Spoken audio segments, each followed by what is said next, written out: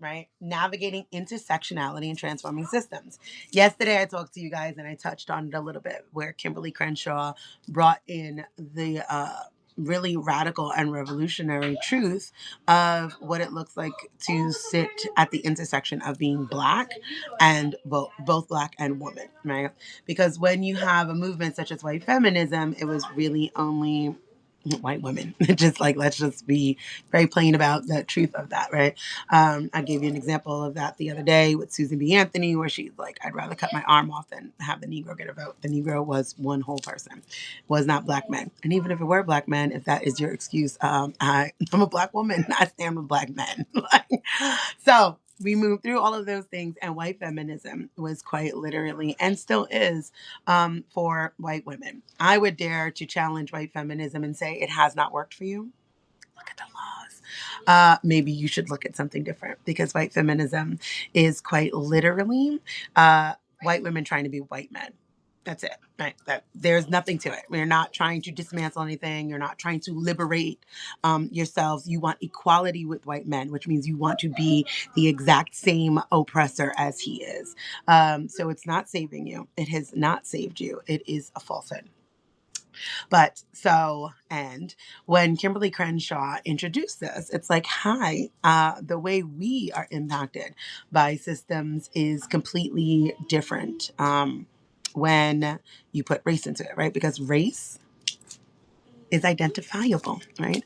I am phenotypically Black. It does not matter. I may be ethnically ambiguous. I am not racially ambiguous. You know, I am a Negro wherever I go in the world. Therefore, how everything happens will 100% be different. It will be, my race will be the first marker of how I experience poverty, of how I experience medical maltreatment or medical treatment in general, schooling, conversations, everything I do, I walk in Black first, right?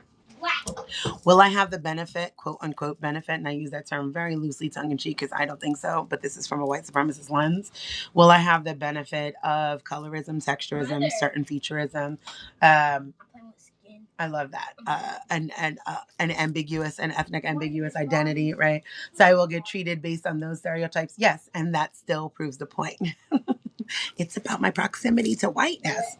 So it means I will be impacted by things differently. Now, because I don't just do anti-racism education, because I am pro-liberation, and marginalized is what? Not synonymous with Black. God, I love that you guys really pay attention to me.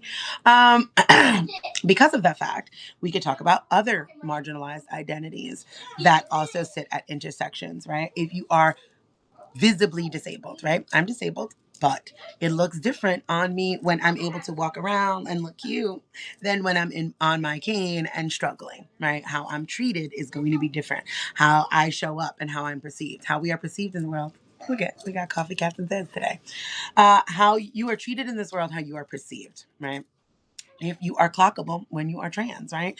If that you're going to be treated differently, right? I just posted on Facebook.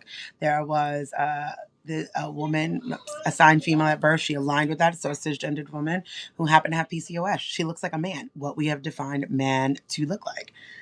And people are in the comments, and I'm like, this is exactly what I'm talking about with your barely graduated high school ass. I don't even understand biology in that sort of way. But you want to argue, and this is what you would call a natural born woman, a real woman, but this is PCOS. And because of your anti-trans bills and issues, cis women, well, that's real, but cis women will not get what they need, which is gender affirming care. HRT, right? So she will be treated as such. And because of the violence that's happening to trans women, cis women will be impacted by that, right? Like, this is how this kind of all impacts. If you are non-binary, I have Erin is a non-binary child, but I explained to them, you are coded as feminine. You will be treated as such. So you will, love that. You will navigate the world and be treated as a Black woman. That's how that works. That's because you are treated how you're perceived. You get to have any internal truth that you need to, and your interpersonal relationships should 100% honor those things, right? But your systemic relationships will be based on how you are perceived, right? And that is intersectionality, right?